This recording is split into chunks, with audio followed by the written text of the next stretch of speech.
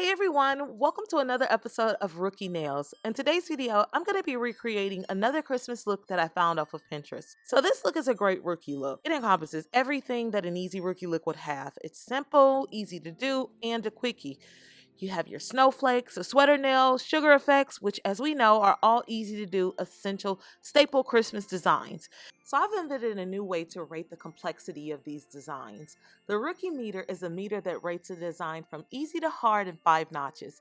I'll be using this scale from now on to give you an idea of the complexity of a design. For today's look, I'm recreating these nails, and I will say that these nails fall right in the middle of the scale. Now, I only say that because some people struggle with acrylics, and also drawing straight lines for sweaters and snowflakes seem to be a little challenging as well. So starting this look off, I'm going in with the nude acrylic and I'm applying that as a base layer. I'll do this to all of the nails, and then once I'm finished, I will of course encapsulate them with the clear acrylic, the regular la-di-da-di-da.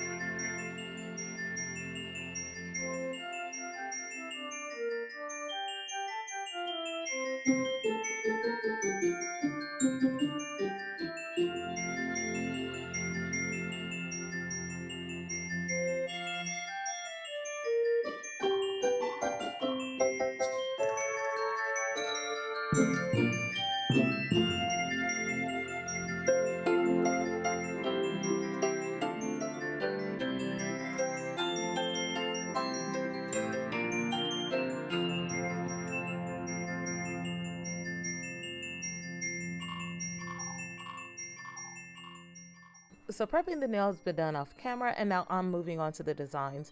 First thing I usually like to do is knock out the easier nails. Those are usually the plain sugared or just polished nails. And since we know all the nails are matte, I'm just going in with a matte top coat and I'm applying that over all of the nails.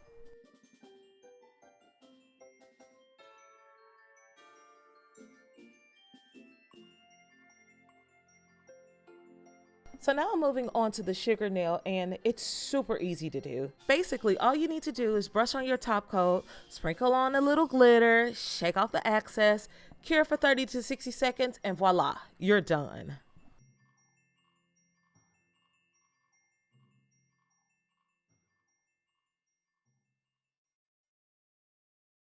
So now I'm going in with the white nail paint to draw the snowflake, and I'm keeping with the white theme.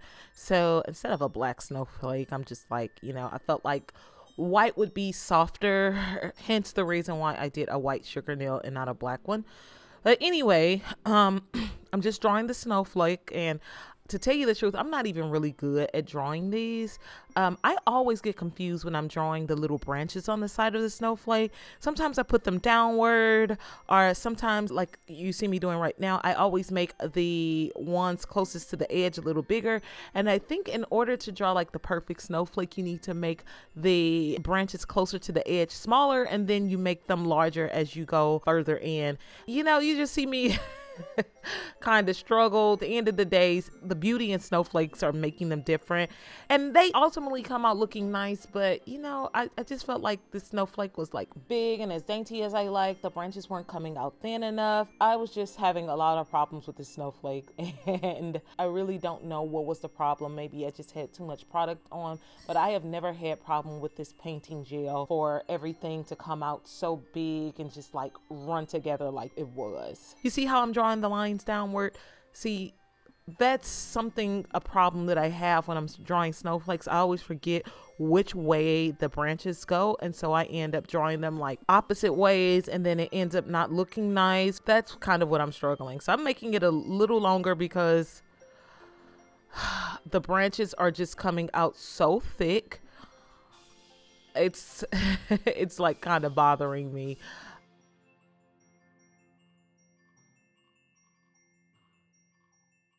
Usually when I'm working with paint, I'm able to get a more precise line, but I don't know what was going on this day. Anyway, just dumping the glitter on top. I'll cure that and then move on to the next step.